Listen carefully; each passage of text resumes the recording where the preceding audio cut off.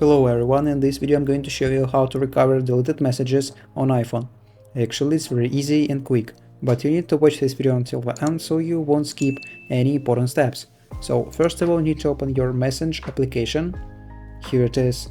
And then if you recently deleted some messages and you want to recover them, all you need to do is to click on the edit button at the top left corner. Here it is. And then the last option is show recently deleted. Press on that one button. And then you will see all your recently deleted conversations. So if you want to recover one of them, you need to click on the little circle icon on the left side. Here it is. And then at the bottom right corner, you need to click on the recover button. So you can choose all of these conversations, or you can actually click on all these conversations and delete them if you want. So if you want to recover them, click on the recover button at the bottom right, and then recover messages.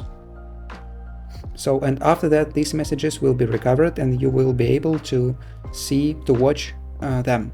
So, and that's all. And that's how to recover deleted messages on iPhone. If you found this video useful, leave a like and subscribe to the channel. Thank you.